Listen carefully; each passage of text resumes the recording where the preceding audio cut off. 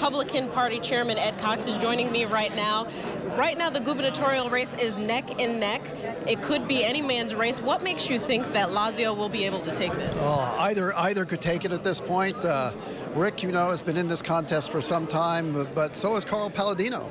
And they both went through the convention process. They went through the screening process before the convention, and the party's gotten to know both of them.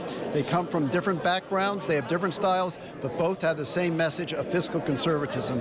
And that's the message that the people of New York want to hear, and that's the way they want their next governor to stand for.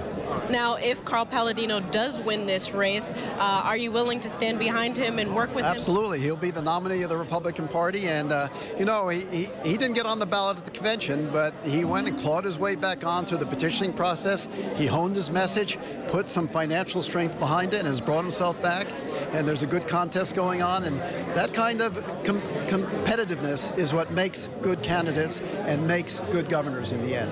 Many people are saying that this election cycle is the battle for the soul of the Republican Party. If Palladino wins, what does that say about the soul of the Republican Party, and what does that mean for you? This is a battle to see which candidate can best serve the people of New York State.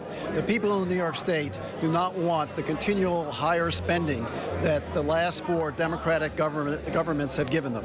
Each of the last four, Spitzer, Patterson budgets, bigger spending, bigger taxes, higher fees. And we're offering them cutting spending, cutting taxes, getting pro-growth policies, in fact, and bringing the economy of New York State back. That's what we offer them.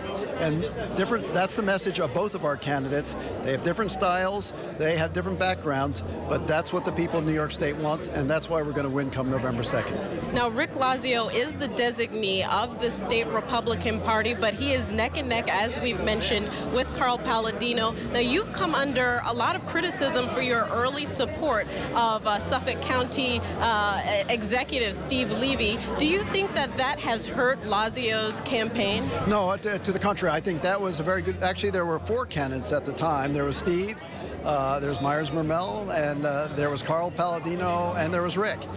Rick was the only one who came out of the convention on the ballot. Carl had to claw his way back on through the petitioning process.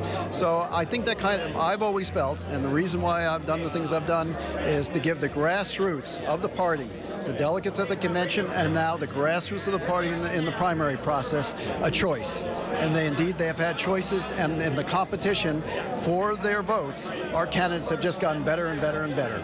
Now, all of those vying for U.S. Senate seats in the GOP primaries for U.S. Senate are relatively unknown by voters. Whoever wins will have a tough time taking on the current incumbents. How do you plan to overcome that? And out of all the candidates, who do you think will have gained the most traction? Well, look, by definition, our candidates are going to be unknown. The problem with, for instance, Gillibrand, and she's known, but she can't get more than 45% head-to-head against an unknown. She's never going to get more than that. That's the experience. The unknowns have won, whether it was George Pataki in '94 in a similar kind of situation, or last year, Rob Astorino, an unknown who beat the well-known county exec Andy Spano, and came from nowhere. Rob Astorino won county exec. Same in Nassau County. Tom Suozzi, famous, well-known. The unknown Republican beat him and became the county exec of Nassau County.